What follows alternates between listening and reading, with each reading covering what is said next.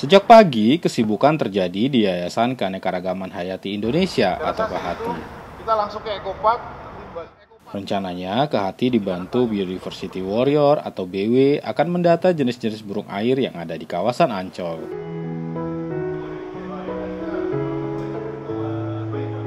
Kita pengamatan selesai jam 10.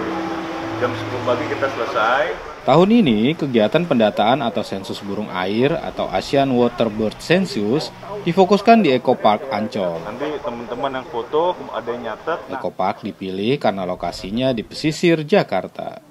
Kalau untuk kegiatan AWC sendiri, kita baru pertama kali di sini.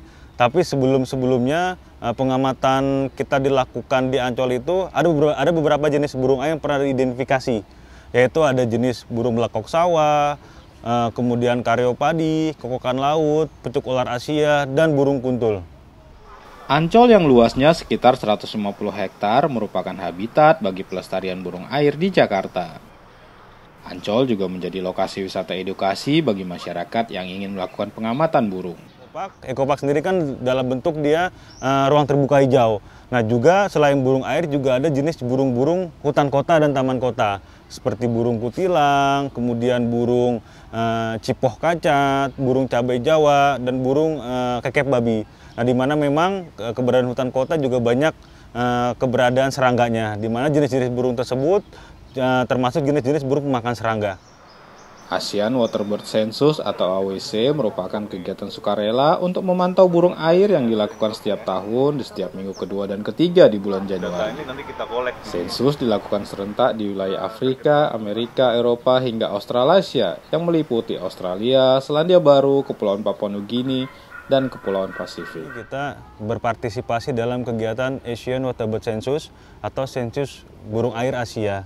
Nah, di mana di berbagai negara, di Eropa, di Asia, di Australasia mengadakan kegiatan Asian Waterbird Census atau AWC. Tujuannya yaitu untuk menghitung jumlah individu dan mengidentifikasi jenis-jenis burung air yang ada di kawasan Ecopark Ancol. Sensus juga dilakukan untuk meningkatkan kesadaran masyarakat akan kekayaan keanekaragaman hayati serta mendukung upaya pelestariannya. Karena kita ingin mengetahui potensi jenis-jenis burung air yang ada di kawasan Ancol. Nah, selain itu, apabila terdapat jenis burung air, keberadaan jenis burung air ini bisa dimanfaatkan sebagai salah satu objek ekowisata. Jumlah burung air di Ancol terbilang sedikit jika dibandingkan di hutan lindung Angke Kapuk yang memiliki ekosistem mangrove. Mangrove merupakan habitat burung-burung air. Burung air tidak bisa jauh-jauh dari kawasan ekosistem lahan basah. Nah, apabila lahan basah itu rusak, maka keberadaan burung-burung air pun hilang. Di Indonesia, kegiatan Asian Waterbird Census atau AWC telah dilaksanakan sejak tahun 1986. Secara umum, burung-burung air banyak ditemukan di habitat lahan basah, baik yang alami maupun buatan. Juga sering ditemukan di sungai, danau, kolam, tambak, pesisir, rawa, gambut, hingga sawah.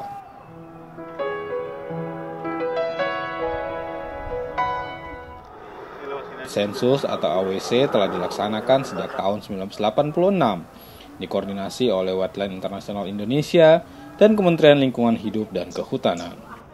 Data sensus digunakan sebagai acuan pengelolaan beberapa taman nasional, penentuan status jenis burung dilindungi, hingga penentuan populasi secara global. Juga untuk mengantisipasi merebaknya wabah flu burung yang menyisakan tanya tentang keterkaitan burung-burung air. Meskipun Asian Waterbird Census dilakukan setahun sekali, tidak tertutup kemungkinan pengamatan bisa dilakukan kapan saja. Pasalnya, burung-burung air selalu singgah dan melintas pada pagi dan sore hari di kawasan Ancol. Tidak menutup kemungkinan untuk kegiatan pengamatan-pengamatan burung lain itu bisa kita lakukan di Ancol. Karena kawasan Ancol juga sangat luas, mungkin bisa kita pengamati di kawasan lain yang di bagian Ancolnya. Selanjutnya, hasil sensus burung air dilaporkan ke Wetland Indonesia selaku koordinator Asian Waterbird Census dan ke pemerintah Provinsi DKI Jakarta.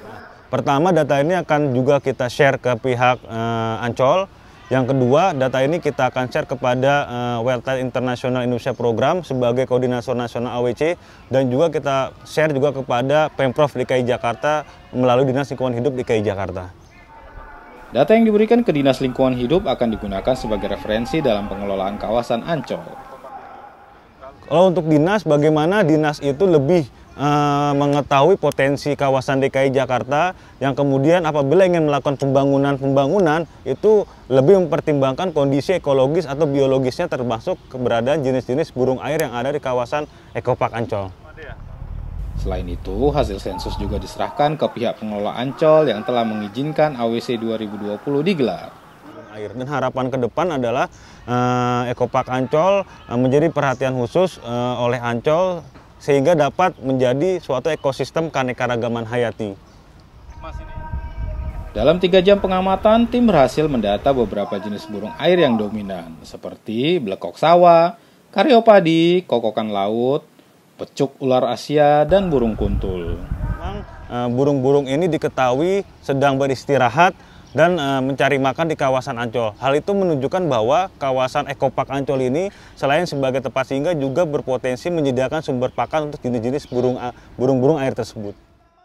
Keberadaan burung-burung itu sekaligus menunjukkan bahwa Ekopark selain tempat tinggal burung, juga menyediakan sumber pakan yang berlimpah. Kalau adanya beberapa jenis burung air, berarti di kawasan Ancol bisa dikatakan lingkungan ekosistemnya cukup baik, kemudian menyediakan beberapa sumber pakan kayak misalnya ikan, kerang, dan lain sebagainya sebagai sumber pakan burung-burung air. Bagi Kezia Ruth Sitompul, keikutsertaannya dalam ASEAN Waterbird Census sangat berkesan. Bersama 6 rekannya, Kezia terpilih menjadi Biodiversity Warrior atau BW untuk melakukan pendataan burung air di Ekopark Ancol. Jadi kita sebenarnya di sini kayak diberikan sedikit pelatihan sebagai apresiasi kita yang udah masukin banyak banget artikel tentang keanekaragaman hayati di Indonesia. Jadi sebenarnya ada 10 orang, cuman karena teman-teman 4 orang temannya pada nggak bisa karena ada satu lain hal, jadi kita berenam di sini. Sebelum terpilih, ia rajin menyebarkan informasi terkait keanekaragaman hayati. Dalam sehari minimal ia mengupload 1 artikel. Biodiversity Warrior merupakan gerakan anak muda bertujuan mempopulerkan keanekaragaman hayati baik dari sisi keunikan, pelestarian, dan pemanfaatan secara berkelanjutan. Didirikan sejak 2014, BW memiliki lebih dari 2.000 anggota di seluruh Indonesia. Sangat khusus yaitu kita datangkan dari peserta kegiatan Biodiversity Warriors Journey, di mana teman-teman berasal dari Medan, Bali, Aceh, Purwokerto, dan Yogyakarta. Nah, mereka yang paling aktif mengarusutamakan atau memposting terkait tentang keanekaragaman hayati Indonesia di website biodiversitywarriors.org. Kehati mendukung Biodiversity Warrior untuk memunculkan tokoh-tokoh muda yang aktif menyuarakan keanekaragaman hayati di Indonesia. Harapannya tokoh-tokoh itu mampu tampil di sejumlah forum lingkungan. Sementara bagi Kezia, pengalamannya menjadi Biodiversity Warrior dalam AWC 2020 sangat bermakna karena mendapatkan banyak pengetahuan baru. Seru banget, dapat beberapa jenis burung juga yang ada juga yang nggak pernah saya lihat juga burungnya di Bali karena di sini ada ternyata lewat. Tadi ada pecuk ular Asia, itu juga yang saya nggak pernah lihat, dia sempat lewat terbang, terus ada perkutut, terus ada cabai, ada punai siam, terus ada juga kerak ungu, macam-macam sih, banyak, lumayan banyak di sini. Di masa depan, Kehati berharap mampu bekerja sama dengan sejumlah kampus untuk mencari kandidat Biodiversity Warrior terbaik, termasuk memberikan pelatihan dan pembobotan sejak awal.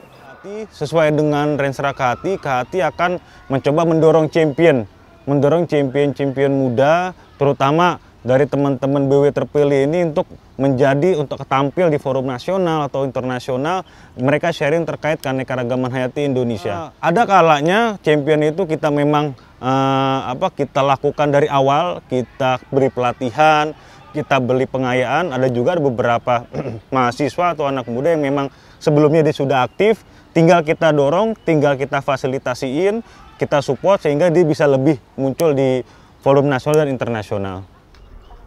Pada tahun 2019, Biodiversity Warrior telah melakukan sensus di hutan lindung Angke Kapuk dan berhasil mengidentifikasi 132 ekor dari 14 jenis burung air. Sementara di tahun 2016, Biodiversity Warrior juga berhasil mendata 18 jenis burung air yang ada di kawasan tersebut. Beberapa di antaranya adalah burung kokokan laut, cangkak abu, pecuk padi hitam, pecuk ular Asia, dan burung air lainnya. Terpilihnya Ekopark Ancol sebagai lokasi sensus burung air tahun 2020 memberi harapan besar agar pengelola Ancol lebih peduli terhadap keberlanjutan keanekaragaman hayati yang ada di dalamnya, termasuk melakukan edukasi dan sosialisasi demi pengaruh utamaan pelestarian dan pemanfaatan keanekaragaman hayati secara berkelanjutan.